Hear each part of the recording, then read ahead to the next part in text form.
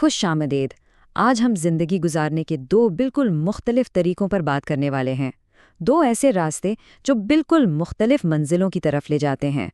تو چلیے شروعات ایک سوال سے کرتے ہیں۔ ہم جو بھی فیصلے لیتے ہیں ان کا اثر کہاں تک جاتا ہے؟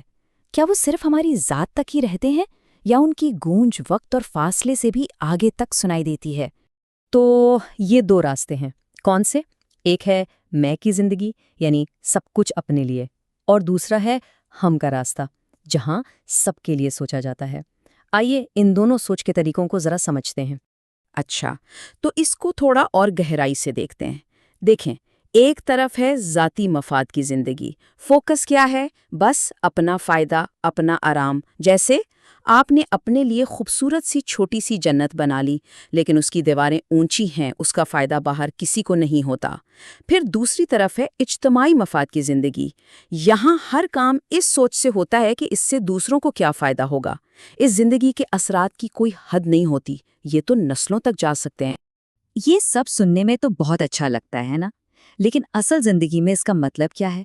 اس فرق کو سمجھنے کے لیے چلیں ایک چھوٹی سی کہانی سنتے ہیں۔ تو یہ کہانی ہمیں ایک سفر پر لے جاتی ہے، جہاں ایک بہت ہی سادہ سا واقعہ زندگی کے بارے میں گہرا سبق سکھا دیتا ہے۔ تو تصور کیجئے، 3 مسافر ہیں، ایک جنگل سے گزر رہے ہیں اور سفر لمبا ہے، تھک چکے ہیں، بھوک سے برا حال ہے۔ اور پھر اچانک ان کی نظر ایک درخت پر پڑتی ہے جو پھلوں سے لدا ہوا ہے۔ بس پھر کیا تھا؟ انہوں نے پھل کھائے، اپنی بھوک مٹائی، سکون کا سانس لیا۔ اب یہاں سے کہانی ایک بہت دلچسپ موڑ لیتی ہے۔ دیکھیں، نعمت تو تینوں کو ملی، لیکن ہر ایک نے شکر ادا کرنے کا ایک الگ ہی طریقہ سوچا۔ تو پہلے مسافر نے کیا کیا؟ اس نے بس اوپر دیکھ کر اللہ کا شکر ادا کیا، سادہ۔ دوسرا مسافر، اس نے تھوڑا آگے کا سوچا۔ اس نے اس انسان کے لیے دعا کی جس نے یہ درخت لگایا تھا۔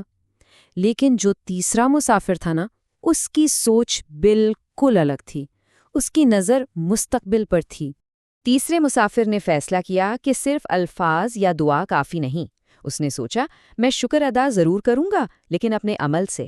اور یہی وہ لمحہ ہے جہاں ہم کی سوچ اجتماعی مفاد کی سوچ جنم لیتی ہے۔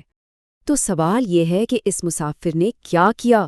اس کا عمل صرف ایک لمحے کا رد عمل نہیں تھا، بلکہ وہ ایک ایسی بنیاد رکھ رہا تھا جو سالوں سال قائم رہنی تھی۔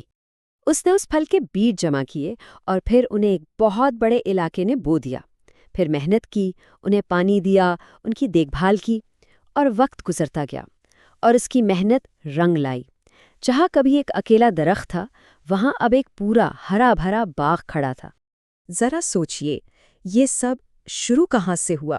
صرف ایک فیصلے سے، ایک سوچ سے، ایک شخص کے ایک عمل سے ایک پورا باغ بن گیا آنے والے لاتعداد لوگوں کے لیے۔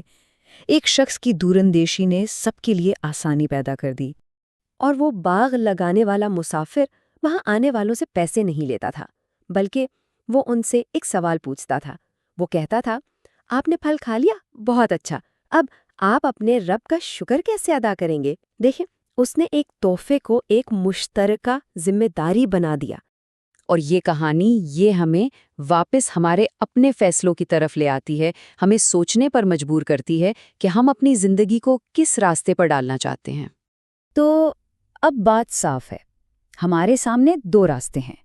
ایک زندگی جو ہم پر شروع ہو کر ہم پر ہی ختم ہو جاتی ہے، اور دوسری وہ زندگی جس کا فائدہ، جس کا اثر ایک لہر کی طرح نسلوں تک پھیلتا ہے۔ اور یہ صرف درخت لگانے کی بات نہیں ہے، یہ علم بانٹنے کی بات ہو سکتی ہے، کسی کی مدد کرنے کی، کوئی ایسا کام شروع کرنے کی جس کا فائدہ آگے لوگوں کو ہو۔